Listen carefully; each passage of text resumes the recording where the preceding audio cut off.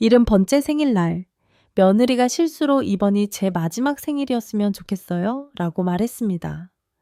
그 말에 잠시 숨을 멈췄지만 아무 일도 없었던 것처럼 그저 미소 지었습니다. 그때는 스쳐 지나가는 말처럼 그냥 넘겼지만 다음 날 전화를 걸고 모든 것이 바뀌었습니다. 이 영상을 보고 계신다면 좋아요와 구독, 그리고 시청 장소를 댓글로 남겨주세요. 생일 파티는 아들 재훈이가 주최했습니다.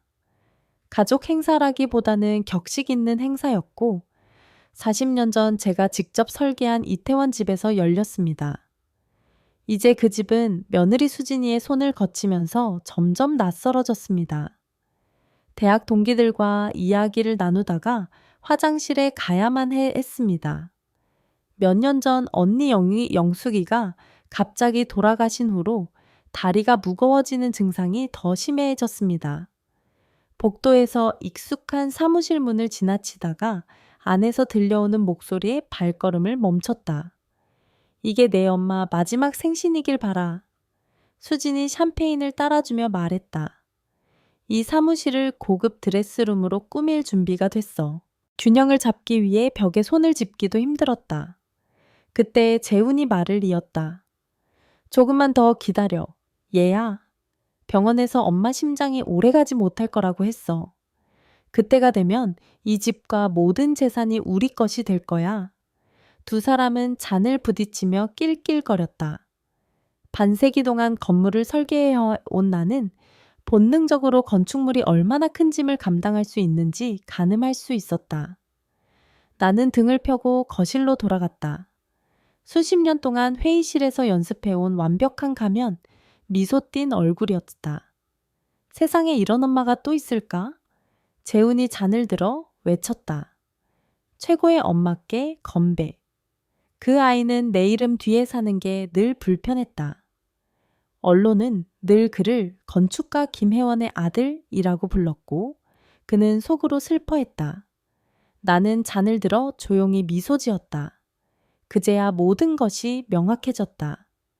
영숙이 세상을 떠난 후 재훈은 점점 내 삶의 중심이 되었다. 처음에는 스마트폰을 도와주었고 그 다음에는 내 통장을 봐주며 복잡한 재정 문제를 해결해 주겠다고 했고 마지막에는 건강상의 이유를 핑계 삼아 약까지 직접 챙겨주기도 했다. 그날 밤 나는 방에 혼자 누워 천장만 바라보았다. 남편은 내 성공을 결코 기뻐하지 않았는데 이제 아들에게서도 같은 표정이 보였다. 다음 날 아침 평소처럼 창밖으로 재훈과 수진이 나가는 모습을 지켜보다가 30년 동안 나와 함께했던 가정부 마르다. 아니, 말자 이모가 아침을 가져다 주기를 기다렸다. 말자 이모는 내가 폐렴으로 입원했을 때도 나와 함께였고 남편이 세상을 떠났을 때 나는 몰래 딸아이를 위한 장학금을 마련해 두었다. 이모님, 내가 속삭였다. 중요한 말씀이 있어요. 도와주세요. 이모는 놀란 눈으로 나를 바라보다가 내가 문제를 제기하자 천천히 고개를 끄덕였다. 부인?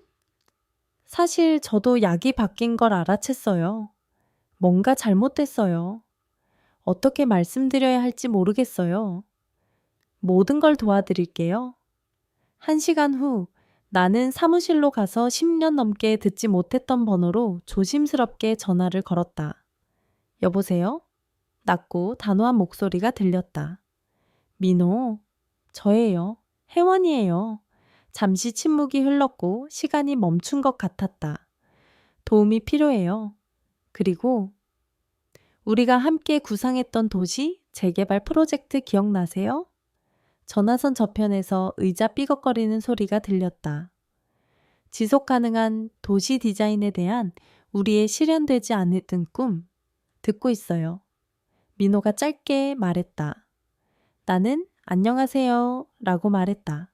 2025년 1월 15일 생일 파티 다음 날 아침 이태원에 있는 제 사무실 창문 앞에 앉아 마치 구조 설계도를 살펴보듯 지난 세월을 되돌아 보았습니다. 어떻게 이런 일이 일어날 수 있었을까요? 어떻게 이렇게 무력해질 수 있었을까요? 여동생이 세상을 떠난 후 아직 정신적으로 약해졌을 때 재훈이가 천천히 제 삶에 들어왔습니다. 처음에는 온라인 뱅킹이 어렵다고 하자 도와주겠다고 했고, 그 후 병원 예약부터 약국, 심장내과 관리까지 모든 것을 그의 몫으로 만들었습니다. 작년 여름, 그는 갑자기 20년 동안 저를 돌봐주신 주치의 조윤철 원장을 바꾸자고 제안했습니다. 아들이라는 믿음에 신뢰가 갔기에 그의 친구이자 심장내과 전문의인 박태준 원장에게 맡겼습니다. 테이블 위에 제 손을 보며 생각했습니다. 이 손은 정말 제 병 때문일까요? 아니면 약 때문일까요? 제 몸이 병 때문이 아니라 그들이 조작한 약 때문에 망가지고 있는 건 아닐까요? 이모가 문을 열고 들어왔다. 따뜻한 차를 따라주며 나지막이 속삭였다. 부인, 지난 8개월 동안 처방전의 모든 변화를 기록해왔어요. 병 속 알약 색깔이 바뀔 때마다 뭔가 이상한 느낌이 들어요. 이모는 조심스럽게 작은 노트를 내 앞에 내려놓았다. 감사합니다, 부인. 정말 위험했어요. 말자는 고개를 저으며 단호하게 말했다. 딸아이 교육은 전적으로 책임지셨어요? 사장님이 돌아가셨을 때도 저희에게 연락해 주셨고요. 평생 잊지 못할 거예요. 이모는 심호흡을 하고 덧붙였다. 혼자 계실 때는 항상 재훈이가 약 먹는 걸 지켜보셨잖아요. 그 알약을 입에 넣어 주실 수 있나요? 나는 힘없이 웃으며 대답했다. 제 남편은 연극 배우예요. 결혼 생활 동안 혀 밑에 공간을 만드는 법을 배웠어요. 그날 오후 말자 씨가 준비해둔 선불폰으로 조윤철 원장에게 다시 전화를 걸었다. 김혜원입니다. 오랜만입니다, 원장. 아, 회장님, 주치의가 바뀌셨다고 들었는데 재훈이가 그렇게 말했어요. 그게 요즘 좀 이상하네요. 중독 증상과 비슷한데 비밀리에 상담하고 싶어요.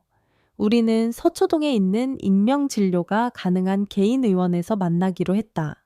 그날 밤, 재우는 내가 평소처럼 누워있는 줄 알았고 나는 말자 씨가 운전하는 동안 조용히 의원으로 향했다. 원장은 내 혈압을 재고 신경 반응을 살핀 후 계속해서 자세한 내용을 물었다. 회장님, 심장은 정상입니다. 하지만 떨림, 혼돈, 탈지는 부작용일 가능성이 있습니다.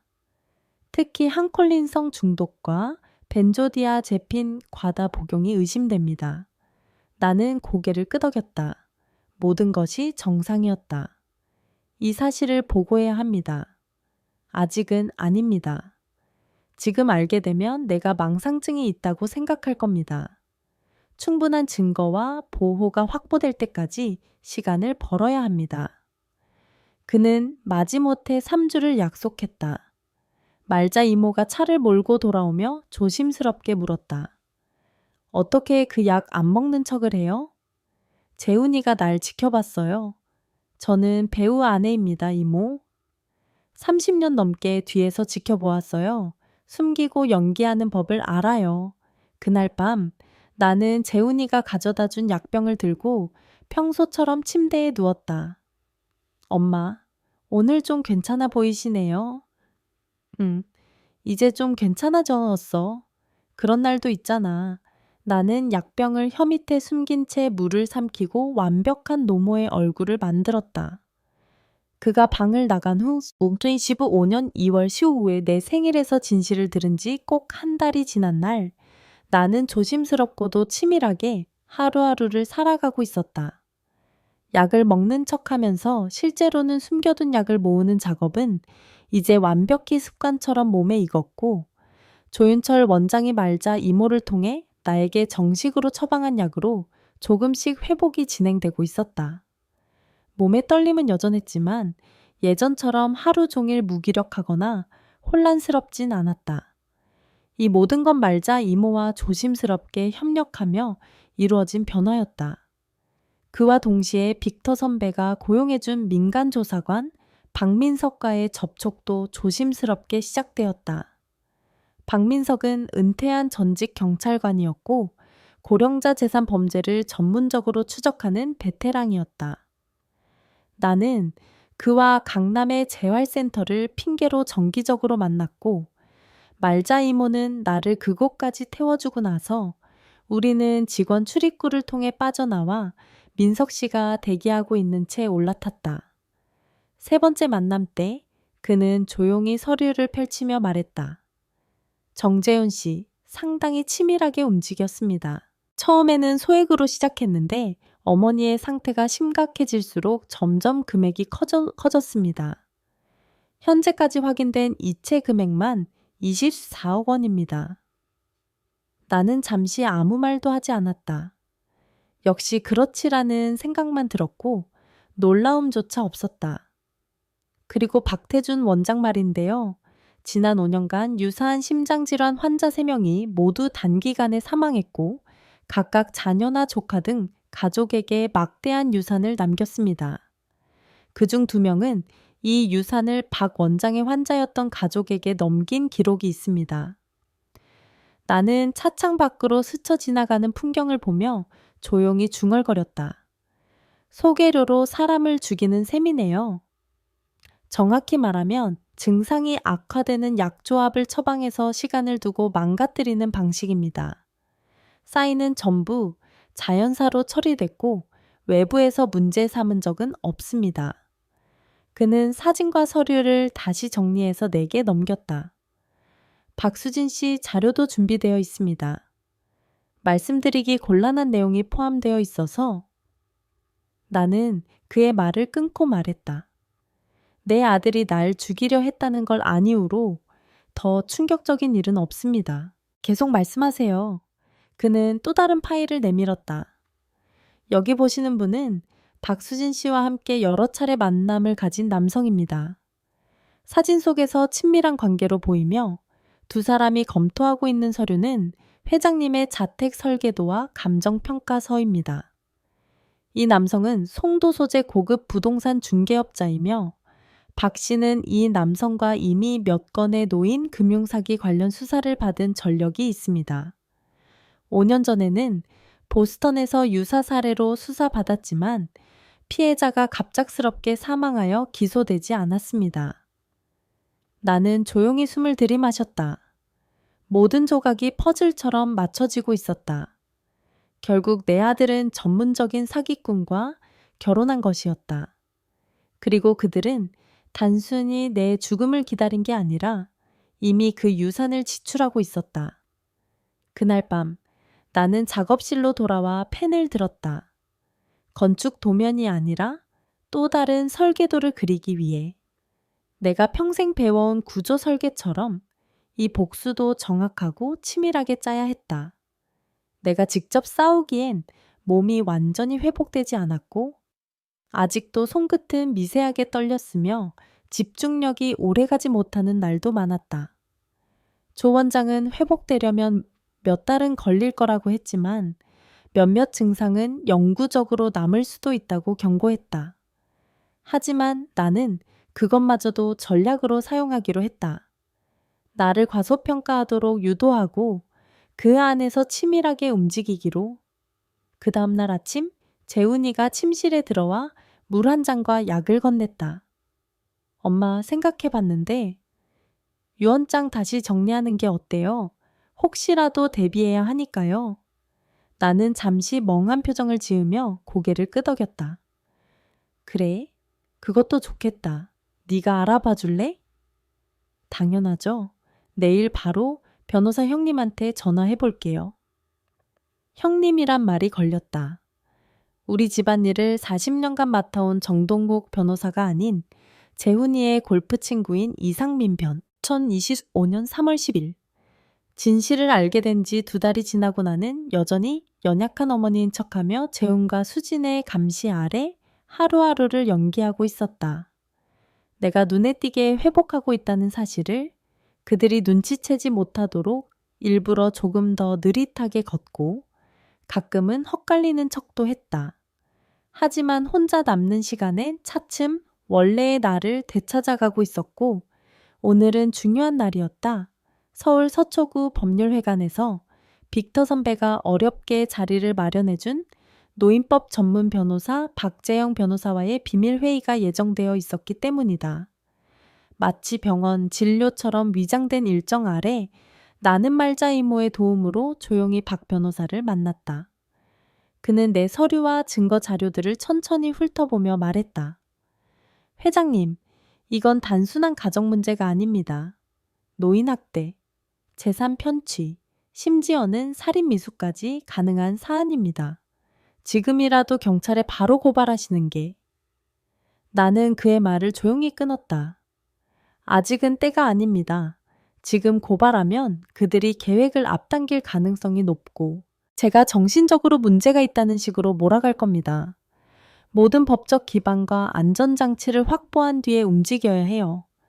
박 변호사는 잠시 생각에 잠겼다가 고개를 천천히 끄덕이며 물었다. 구체적으로 어떤 구상을 하고 계신가요? 나는 내가 준비 중인 계획을 자세히 설명했다. 그가 처음에는 조심스러운 눈빛이었지만 내 말이 이어질수록 점점 고개를 끄덕이며 마지막엔 약간의 감탄까지 섞어 말했다. 정말 비범하시네요. 이 정도로 정교하게 준비된 전략이라면 실현 가능성은 충분합니다. 무엇보다도 웨버재단이라는 이름으로의 재산 이전은 법적으로 흠잡을 데 없는 방식입니다. 상대방이 눈치채지 못하게 확정되기만 한다면 그 어떤 방역도 힘들 겁니다. 나는 미소를 지으며 고개를 끄덕였고 그렇게 모든 계획의 퍼즐이 하나씩 맞춰지기 시작했다. 상담이 끝난 뒤 빅터 선배가 다시 병원으로 데려다 주었고 말자 이모는 늘 그렇듯 아무 일 없다는 듯 나를 집 안으로 데리고 들어갔다. 너무 위험한 길을 가고 계세요. 회장님, 빅터 선배가 걱정스레 말했다. 지금 이대로 조용히 빠져나오실 수도 있었을 텐데. 빅터. 나는 그를 바라보며 조용히 말했다. 나는 위험을 제거하고 있는 거야. 매일 그들의 손에 내 건강과 생명이 맡겨져 있는 지금이야말로 진짜 위험한 순간이야. 그날 밤 나는 다시 설계도를 펴고 작업을 시작했다. 이번에는 건물이 아니라 사람의 탐욕과 욕망을 무너뜨릴 구조를 2달 전 서울 강동구에 있는 재개발 지역에 대해 카링턴 건설에서 내게 직접 연락이 왔다. 그들은 아직 내 건강 상태에 대해 알지 못했고 나는 그 제안을 통해 내 복귀작을 준비하고 있었다. 집 안에서는 여전히 재훈이 재정 서류나 계약서를 가져와 어렵지 않으시겠어요, 엄마? 라는 말과 함께 내게 검토를 요청했고 나는 그 순간마다 마치 아무것도 모르는 노인처럼 고개를 끄덕이며 받아들였다. 실은 마이클이 설치한 감시 카메라와 음성 녹음 장비 덕분에 모든 장면이 증거로 축적되고 있었고 특히 그 장비들은 내가 직접 설계한 조명 구조와 내부 통신망을 활용해 은밀하게 숨겨져 있었기에 아무도 눈치채지 못했다. 그날 밤 녹음된 음성을 재생해본 나는 재훈이 박태준 원장과 통화하는 소리를 들을 수 있었다. 어머니가 유언장을 새로 쓰자고 하시는데 약을 조정해야 할까요? 지금 조합도 이미 최대 효과에 가깝습니다. 급격히 악화되면 의심받을 수 있으니 조심하십시오. 알겠습니다. 근데 제가 참여 중인 한강벨트 개발 조합 쪽에 자금 투입이 시급해서요. 속도를 좀 내야. 지금까지도 참을성 있게 잘 오셨습니다. 조급하게 굴다간 다 무너집니다. 나는 그 대화를 들으며 조용히 중얼거렸다. 너희도 시간이 없겠구나. 하지만 나도 이제 기다릴 만큼 기다렸다. 모든 준비는 거의 마무리 단계에 접어들고 있었고 웨버제에 딴 설립 관련 서류는 변호사 박재영을 통해 곧 확정될 예정이었으며 카링턴 건설과의 계약서도 내 서명만 남겨두고 있었다. 그리고 내가 예전 후배였던 지금은 서울지검에서 총망받는 검사로 성장한 진엘리사 검사에게 기밀이 넘긴 사건 자료들도 조용히 수사 절차에 들어가 있었다. 조용히 그러나 정확하게 내 복수는 건축가의 손으로 완성되고 있었다. 2025년 5월 10일 마지막 만남을 정확히 5일 앞둔 그날, 나는 강남의 고급 빌레에 있는 빅터 선배의 펜트하우스에서 조용히 준비를 마무리하고 있었다. 그리고 그날을 위해 외모도 바꿔야 했다. 단순한 복수가 아니라 세상에 새로운 날을 알리는 무대였기에 평소 입던 무채색 정장은 피하고 진홍색 드레스를 선택했다. 구조적이면서도 세련된 컷과 정직하고 강한 실루엣은 나의 새로운 모습을 드러내기에 완벽했다. 헤어스타일도 바꿨다. 재훈이는 항상 부드럽고 온화한 할머니 스타일을 강조했지만 이제는 아니다. 나는 깔끔하고 고든 밥컷으로 이목구비를 또렷하게 드러냈다. 정말 못 알아보시겠어요? 빅터 선배가 감탄하며 말했다. 그게 바로 비법이에요. 나는 웃음을 터뜨렸다. 처음으로 내 진짜 모습을 보여주게 된 것이다.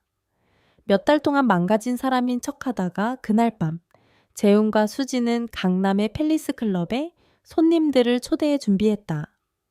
저녁 식사였는데 손님들이 도착한 후 제가 제 시간에 도착했습니다. 송 회장님, 들어오세요.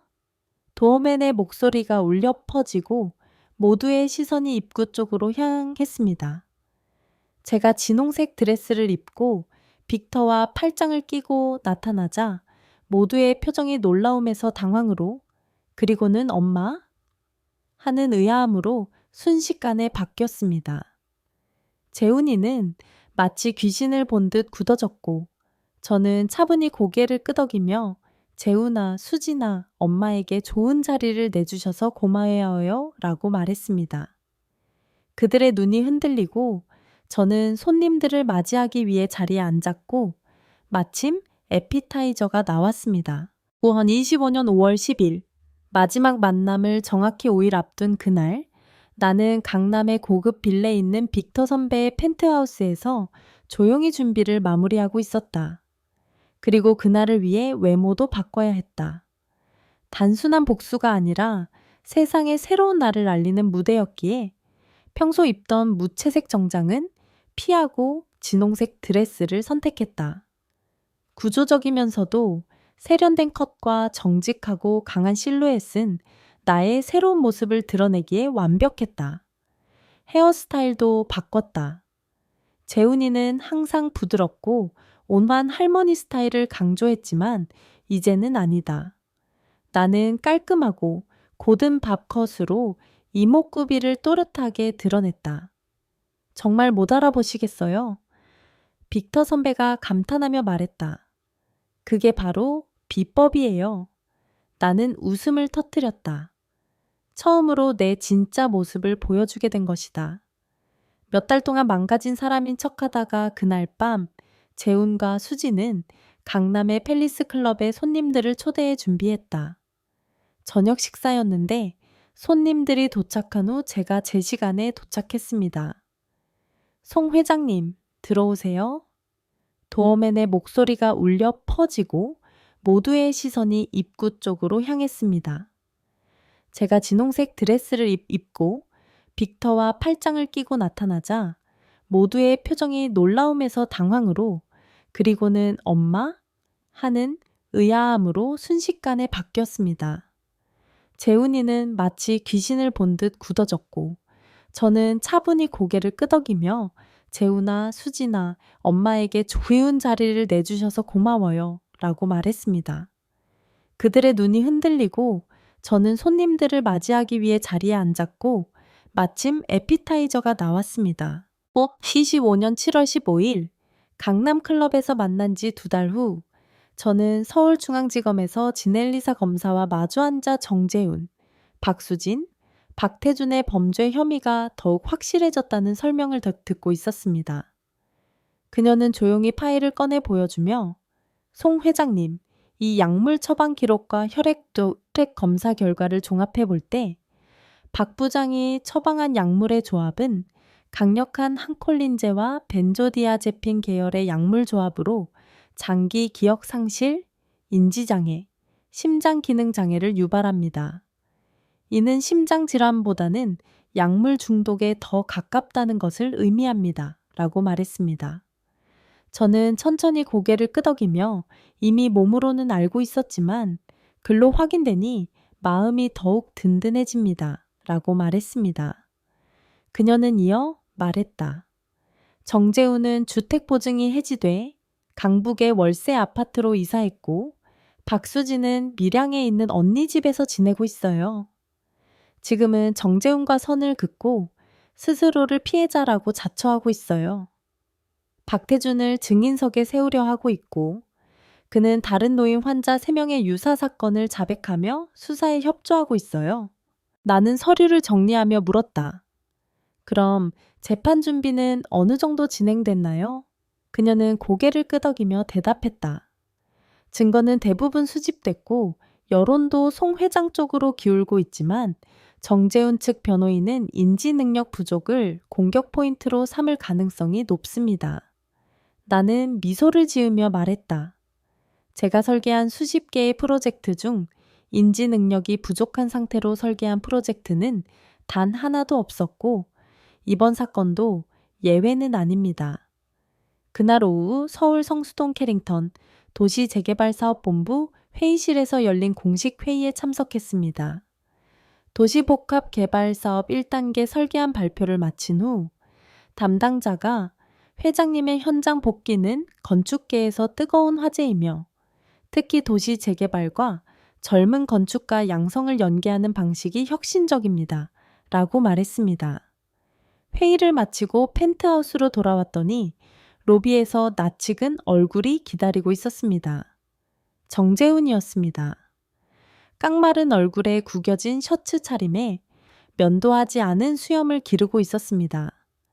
별다른 이유 없이 로비 직원들에게 와서 기다리고 있는 듯 했고 직원들은 조심스럽게 송 회장님, 이분은 몇 시간째 기다리셨습니다. 라고 말했습니다. 저는 고개를 끄덕이며 괜찮습니다. 여기서 이야기합시다. 라고 말했습니다. 정재훈은 어색하게 일어서며 엄마, 너무하네요. 집안일이 이렇게 공개적이어야 합니까? 라고 말했습니다. 당혹스럽지? 나는 차분하게 말했다. 우리는 가족이에요. 지금은 아니에요. 지금은 원고이자 피고이고 그게 내가 만든 현실이에요. 그가 다급하게 말했다. 엄마, 실수라고 생각하지 않아요? 욕심이 많았어요. 인정해요. 하지만 진심으로 엄마를 사랑하지 않았던 건 아니에요. 나는 그의 눈을 똑바로 바라보며 말했다. 내가 준 건 무조건적인 사랑이었지만 네가 내게 돌려준 건 계획된 배신이었어요. 그는 오랫동안 침묵하다가 그럼 이제 정말 끝난 거예요? 나는 고개를 끄덕이며 말했다. 이제 내가 설계한 새로운 삶을 살아갈 거예요.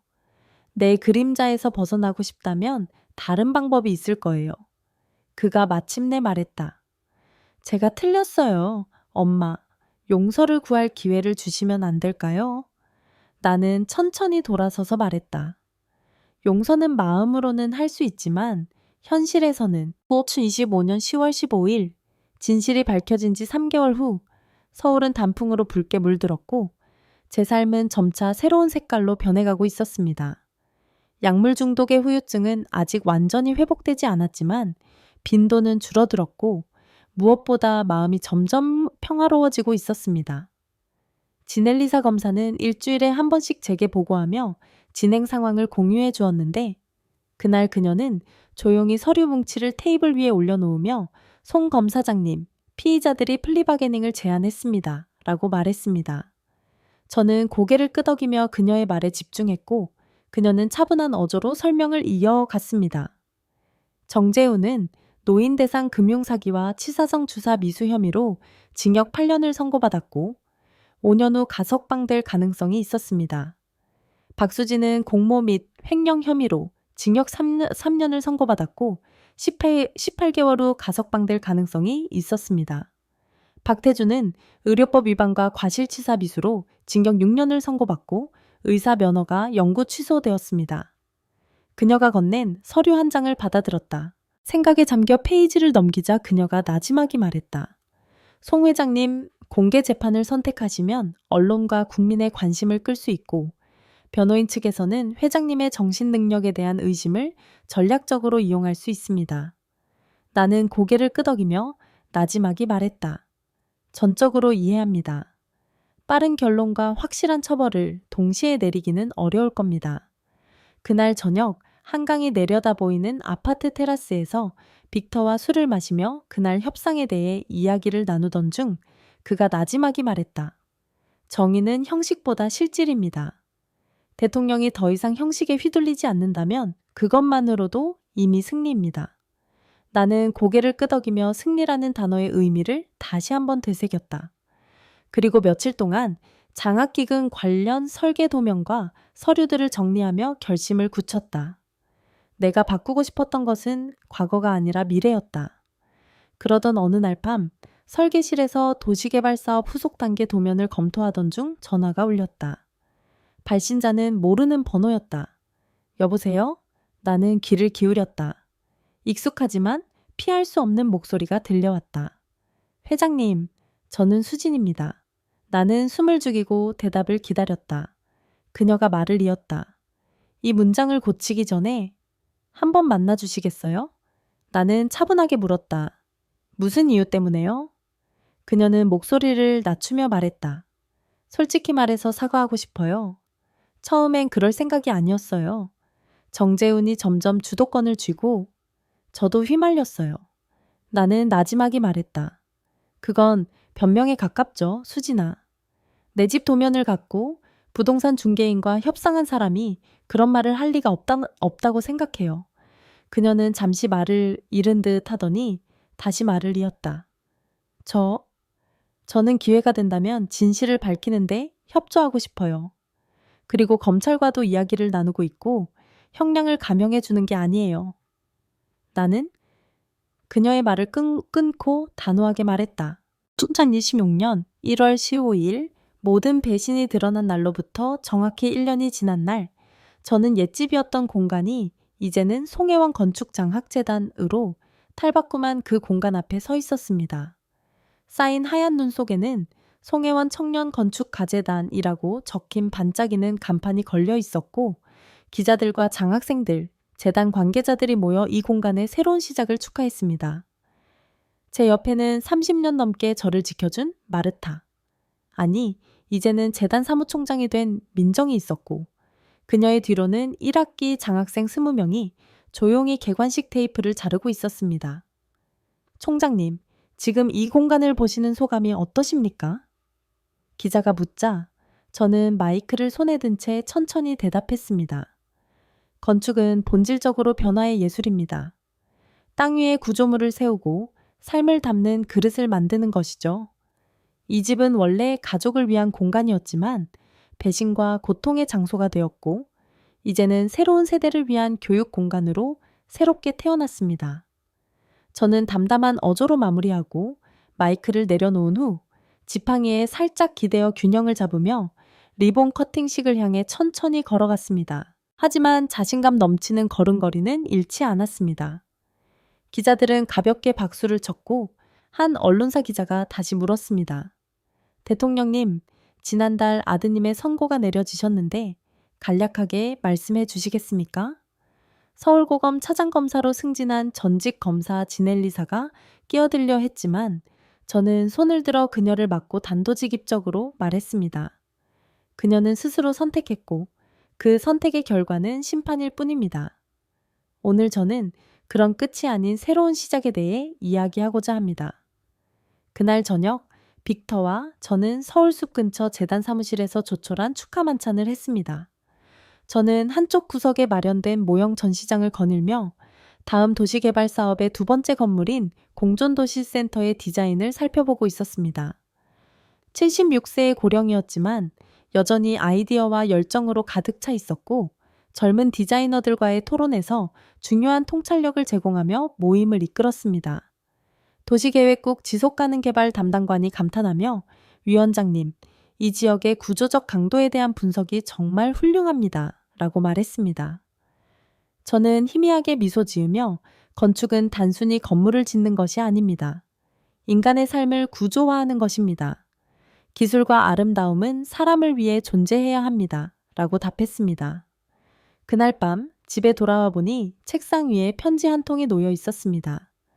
발신자는 정재훈이었고 옥중에서 보낸 최초의 친필 편지였습니다. 봉투를 열자 정성스럽게 적힌 글이 눈에 들어왔습니다. 어머니, 저는 곧 가석방될 예정입니다. 지난 18개월 동안 교도소 상담 프로그램과 종교 재활 과정에 참여하며 제 삶을 깊이 성찰했습니다. 저는 그 글을 천천히 읽다가 조용히 편지를 접어 서랍에 넣었습니다. 그의 말에 더 이상 마음이 움직이지 않았습니다. 가족으로 시작된 관계가 이제 완전히 끝났습니다. 그저 가해자와 피해자의 위치만 남은 차가운 현실일 뿐입니다. 27년 1월 15일, 정확히 2년 전 제 15번째 생일날, 한강변 새집 테라스에 서서 며느리의 끔찍한 말을 우연히 듣게 된 날을 떠올렸습니다. 유리, 나무, 철제로 정교하게 디자인된 이 집은 제 신체적 한계를 중심으로 지어진 공간이자 동시에 제 회복과 부활의 상징이었습니다. 제 뒤로는 빅터와 재단 장학생들, 도시공존허브 제3기 개발팀, 그리고 몇몇 옛 동료들이 조용히 모여 작은 파티를 열고 있었고, 저는 건축 모형 옆에 서서 서울의 스카이라인을 바라보고 있었습니다. 수십 년 전에 제가 설계한 건물들과 최근 프로젝트들을 나란히 보면서 문득 생각이 스쳤습니다. 건물은 결국 영원히 지속되는 이야기라는 것을. 그때 장학생 중 한 명이 카메라를 들고 조심스럽게 다가왔습니다. 총장님, 이 프로젝트에 담긴 가장 중요한 가치는 무엇입니까? 잠시 침묵 후 나는 나지막이 대답했다. 용서받을 수 없는 일도 있지만 우리는 과거를 극복하고 앞으로 나아가거나 아니면 그 안에서 영원히 살 것인지 선택할 수 있습니다. 건축은 언제나 미래를 향한 결정입니다. 그리고 나는 덧붙였다. 이 도시는 계속 살아 숨 쉬고 있고 우리는 그렇게 다시 태어날 수 있습니다. 옥상 안에서는 민정이와 장학생들이 간소한 리셉션을 준비하고 있었고 빅터가 와인 한 잔을 들고 다가와 혜원아, 새해가 정말 시작되었구나 라고 말했다. 나는 가볍게 고개를 끄덕이고 그가 건넨 와인 잔을 받아 마셨고 창밖의 서울은 여전히 분주하게 움직이고 있었다. 그날 밤 책상에 앉아 도시공존센터 4단계 사업의 초기 설계도를 검토하던 나는 문득 멈춰서서 펜을 내려놓았다. 재단은 이미 2기 장학생을 선발했고 다음 주부터 전국 각지에서 지원서를 검토할 예정이었다. 그 불가피한 사실은 내 손에 여전히 남아 있었고 오른손은 떨리고 있었다. 약물 중독의 후유증으로 완전히 사라지지는 않았지만 저는 이 흔들림조차 삶의 일부라고 생각했습니다. 저는 그것을 받아들이고 그에 맞춰 설계를 조정하는 방법을 소개합니다. 때로는 실수가 구조를 더 강하게 만듭니다. 그날의 마지막 문장을 일기에 적었습니다. 건축가는 단순히 건물을 짓는 사람이 아니라 삶을 재설계하고 부서진 것을 재창조하는 사람입니다. 그리고 고개를 들어 카메라를 향해 조용히 미소 지었습니다. 여러분, 제 이야기를 끝까지 들어주셔서 감사합니다. 어쩌면 이것은 한 사람의 복수에 대한 이야기가 아니라 새롭게 디자인된 삶에 대한 이야기일지도 모릅니다. 우리 모두에게는 두 번째 기회가 주어지고 그 기회는 때로는 우리가 가장 약할 때 찾아옵니다. 오늘 제 이야기가 여러분의 삶에 조금이나마 공감되기를 바랍니다. 어쩌면 여러분의 이야기도 언젠가 누군가에게 용기를 줄 수 있을지도 모릅니다. 그러니 댓글로 여러분의 경험을 공유해 주시고 이 채널을 구독해 주세요. 다음 이야기에서 다시 만나 뵙기를 바랍니다.